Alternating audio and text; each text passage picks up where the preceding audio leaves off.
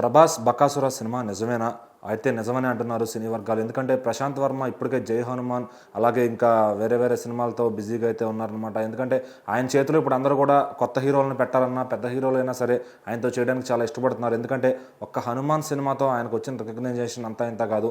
ఎందుకంటే తక్కువ బడ్జెట్లో ఒక భారీ విఎఫ్ఎక్స్ చిత్రాన్ని చాలా ఈజీగా చేయగలిగారు. అంటే ఆ టెక్నాలజీని వాడుకోవడం తెలిసిన డైరెక్టర్ కాబట్టి సో నెక్స్ట్ ఎవరన్నా హీరోలు నిజంగా తన దగ్గర మంచి కథ ఉంటే కనుక చేయడానికి అందరూ కూడా రెడీగా ఉన్నారు. మరి ప్రభాస్ గారు కూడా ఆ లైన్లోకి వచ్చారనమాట.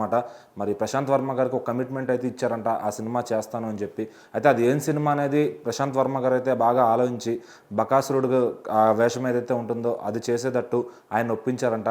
మరి ఆ సినిమాని మోడర్న్ టెక్నాలజీతో లైక్ మనం హనుమాన్ సినిమా చూసినప్పుడు ఎట్లా అయితే ఎస్టాబ్లిష్ చేశారో అదే విధంగా ఈ సినిమాని కూడా మంచిగా పునరుద్ధరించారని తెలుస్తుంది.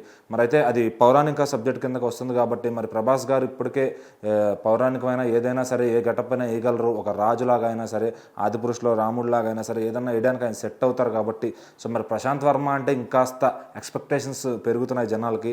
సో మరి ఆ 'జై హనుమాన్' ఆ సిరీస్లోనే ఈ సినిమా కూడా ఉండబోతుంది. ఖచ్చితంగా దానికి బకా అనే టైటిల్ కూడా ఫిక్స్ చేసినట్టు తెలుస్తుంది అనమాట. సో మరి 'జై హనుమాన్' షూటింగ్ అవ్వగానే ఆయన ఇంకో కొత్త హీరోతో సబ్జెక్ట్ అయితే చేస్తున్నారనమాట, దానయ్య గారి అబ్బాయితో. ఆ సినిమా కూడా పూర్తయితే కనుక ఇంకా 2-3 చిన్న కమిట్మెంట్స్ అయితే స్టోరీస్ ఇచ్చున్నారు. మరి ఏది ముందు వస్తుంది? మరి అట్లనే బాలయ్య గారి అబ్బాయితో కూడా ఒక సినిమా కమిట్ అయ్యారనమాట. సో మరి అది ముందు వస్తుందా, ఇది ముందు చేస్తారా? ప్రభాస్ గారి ఫ్యాన్స్ అయితే ఎప్పుడెప్పుడు చేస్తాడా ప్రశాంత్ వర్మ అని అయితే ఫుల్ వెయిటింగ్లో ఉన్నారు. సో మరి ప్రశాంత్ వర్మ గ్రీన్ సిగ్నల్ ఇచ్చి తను ప్రీ ప్రొడక్షన్ వర్క్ అంతా చేసుకుని ప్రభాస్ దగ్గరికి రావడమే లేట్ అనమాట. అట్లానే ప్రభాస్ గారు కూడా రాజాసాబ్, అలానే తర్వాత వచ్చే స్పిరిట్ మూవీ, ఆ తర్వాత వచ్చే ఫౌజీ, ఇవన్నీ కూడా దాటుకున్న తర్వాత మరి ప్రశాంత్ వర్మ దగ్గరికి రానున్నారని తెలుస్తుంది.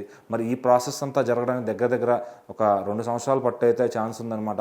మరి ప్రశాంత్ వర్మ ఫాస్ట్గా ముగించుకుని వస్తారా, లేదంటే ప్రభాస్ కూడా ఫాస్ట్గా ఫినిష్ చేసి వస్తారా? ముందు ఎవరు గ్రీన్ సిగ్నల్ ఇస్తారు? ఈ సినిమా ఎప్పుడు పట్టాలెక్కబోతుంది? మరి ఆ బకాసురాని ఎప్పుడు చూడాలని ప్రభాస్ గారి ఫ్యాన్స్ అలాగే టాలీవుడ్ ఆడియన్స్ అంతా కూడా వెయిట్ చేస్తున్నారు.